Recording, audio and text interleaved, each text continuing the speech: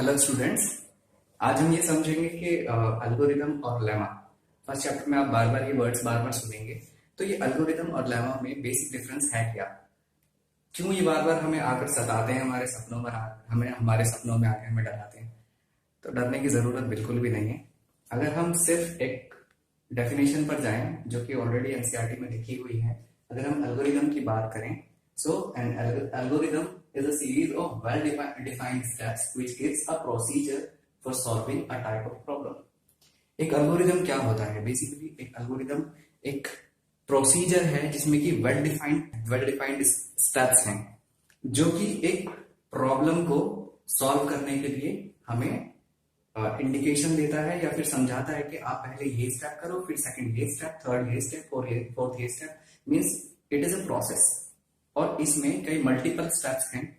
For example अगर हम बात करें, जब हम ज्योमेट्री के क्वेश्चन स्टार्ट करते हैं तो ज्योमेट्री के क्वेश्चंस में सबसे पहला स्टेप होता है कि हम लिखते हैं गिवन, जो भी हमें क्वेश्चन में वैल्यू गिवन होती है, फिर पहले हम वो लिखते हैं स्टेप 1। अनदर थिंग इज हम उसके राइट साइड में फिर फिगर ड्रॉ करते हैं, then what we have to show, then third part हम कैलकुलेशन करते हैं कि फाइनली हम यहाँ पर कंक्लूजन निकालते हैं कि अब हमें यहाँ पर ये प्रूव करना है। तो एल्गोरिदम एक सेट है डिफरेंट स्टेप्स का जो एक प्रॉब्लम को सॉल्व करने के लिए बनाया गया है। लेकिन अगर हम एक बात करें लेमा की, जो ये वर्ड आता है लेमा, लेमा क्या है? लेमा इन्हीं, अगर हम अभी मैंने बताया कि अभी एल्गोरिदम क्या है? It is a set of well defined steps to solve a problem. एक बड़ी प्रॉब्लम को सॉल्व करने के लिए अलग अलग डिफरेंट स्टेप्स हैं। तो अगर हम उसमें से एक पर्टिकुलर कोई स्टेप चूज कर लें या फिर एक स्टेप ले लें तो उस एक पर्टिकुलर एक स्टेप को हम बोलेंगे बेटा लेमा। क्यों लेमा क्यों बोलेंगे उसको? लेमा की डेफिनेशन भी आपकी एनसीईआरटी की बुक में लिखी हुई है। Lemma is a proven statement. ये पहले से ही प्रूवन स्टेटमेंट है, used for proving another statement. ये ऑलरेडी प्रूव्ड स्टेटमेंट है, इसमें कोई हमें प्रूव करने की जरूरत नहीं होती। और ये हम किस लिए इस्तेमाल करते हैं? हम नेक्स्ट टर्म या फिर नेक्स्ट चीज या नेक्स्ट किसी चीज को प्रूव करने के लिए इस्तेमाल करते हैं। कैसे? अगर हम बात करें, जैसे अभी हमने एक एग्जांपल लिया, जब हम ज्योमेट्री के क्वेश्चन सॉल्व करते हैं तो ज्योमेट्री के क्वेश्चंस में हम सबसे पहले क्या करते हैं? गिवन, फिर व्हाट टू शो या क्या प्रूव करना है, उसके बाद हम कैलकुलेशन पर जाते हैं। और अगर इससे पहले अगर कंस्ट्रक्शन की जरूरत पड़ी तो हम कंस्ट्रक्शन भी कर लेते हैं किसी किसी क्वेश्चन में। तो अगर मैं बात करूं, यहाँ पर 4 स्टेप है हमारे। गिवन, क्या शो करना है, कंस्ट्रक्शन एंड देन कैलकुलेशंस। अगर मैं इसमें से सबसे पहला स्टेप ही हटा दूं, पहला स्टेप मींस गिवन, अगर हम क्वेश्चन में नहीं लिखेंगे कि क्या हमें गिवन है तो हमें पता कैसे चलेगा कि हमें अगला स्टेप क्या करना है, क्या प्रूव करेंगे और कैसे प्रूव करेंगे, वो नहीं समझ में आएगा। सो जो गिवन है, गिवन क्या है? ऑलरेडी प्रूवन स्टेटमेंट है जो ऑलरेडी प्रूव्ड होता है, हमें वो गिवन दिया जाता है क्वेश्चन में। उसके बाद हम अगला स्टेप जाते हैं कि अब हमें ये प्रूव करना है कि हमें कुछ वैल्यू गिवन है, उसके बाद हमें क्या प्रूव करना है, हम उस पर पहुंचते हैं। फिर उसके बाद हम स्टेप बाय स्टेप आगे बढ़ते हैं। तो लेमा कुछ नहीं है, lemma is just a already proven statement to prove another statement. बात करते हैं यूक्लिड्स डिवीजन लेमा। यूक्लिड कौन है? यूक्लिड, ये वर्ड कहां से आता है? यूक्लिड नाम है, मैथमेटिशियन का नाम है, जिसने डिवीजन के ऊपर एक लेमा दिया था। अब आपको समझ में आ गया होगा कि लेमा क्या है, कि ऑलरेडी एक प्रूवन स्टेटमेंट है जो इसने दोबारा से रिफाइन करके हमें कुछ समझा दिया।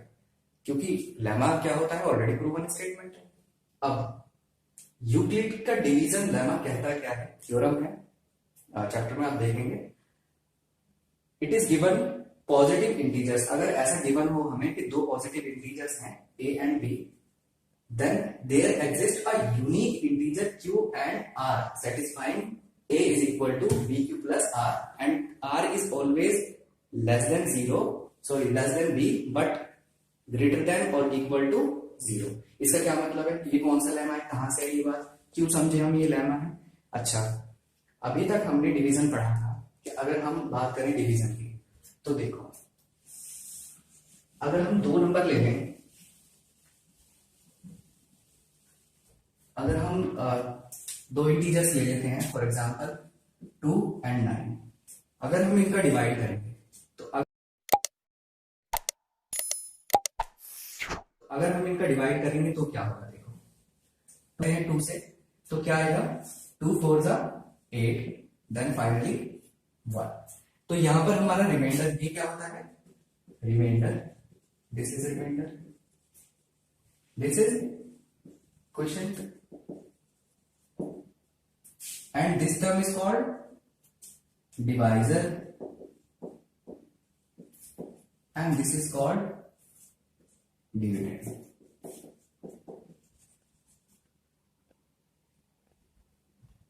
तो अभी तक आपने ये पढ़ा होगा कि अगर हम एक इंटीजर को दूसरी इंटीजर से डिवाइड करें तो हमारे यहां पर 4 टर्म्स आती हैं, डिवाइजर,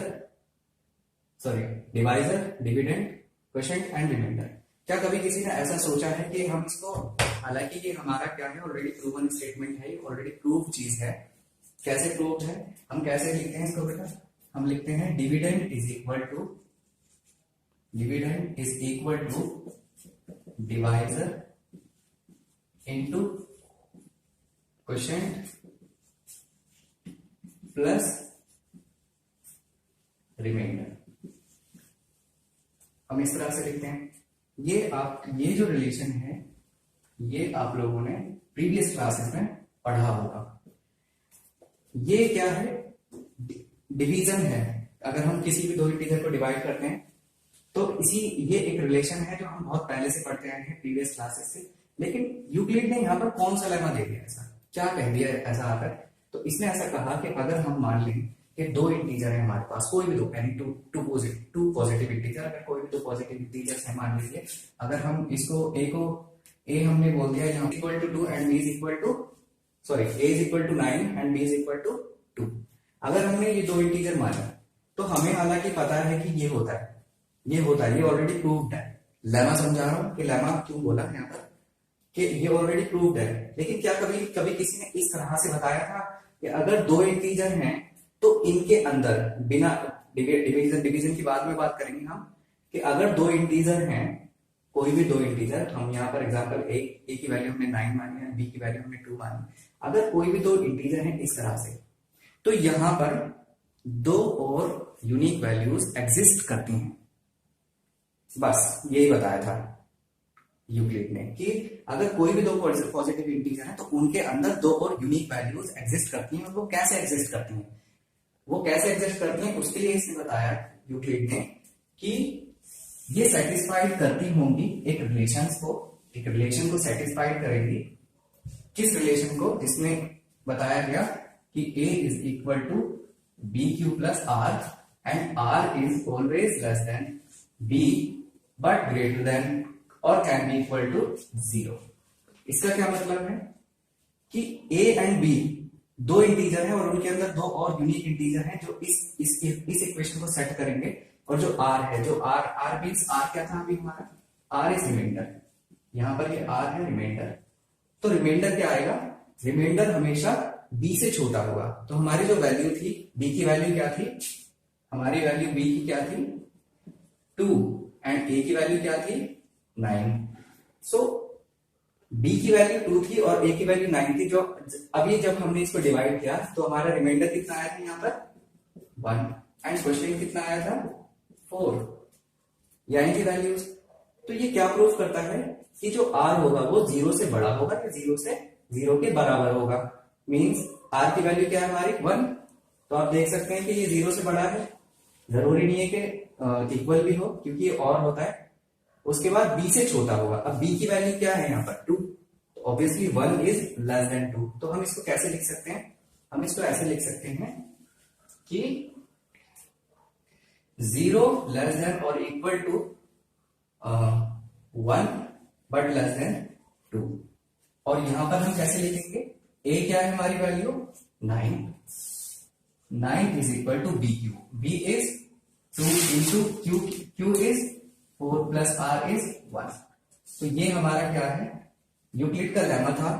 क्या लेमा था, जो कि हमें ऑलरेडी पता था कि हाँ ये चीज होती है, लेकिन इसने एक अलग लैंग्वेज में, एक अलग टर्म में, एक अलग डेफिनेशन दी। क्या डेफिनेशन दी कि अगर कोई भी दो पॉजिटिव इंटीजर्स हैं उनके अंदर दो और पॉजिटिव इंटीजर इस स्टेटमेंट को सेटिस्फाइड करेंगे। सो ये था यूक्लिड का डिवीजन लेमा। इसमें कोई घबराने की बात नहीं है। नेक्स्ट क्लास में हम पढ़ेंगे कि दो नंबर्स का दो नंबर्स का एचसीएफ कैसे निकालेंगे बाय यूक्लिड एल्गोरिदम या यूक्लिड लेमा। Thank you.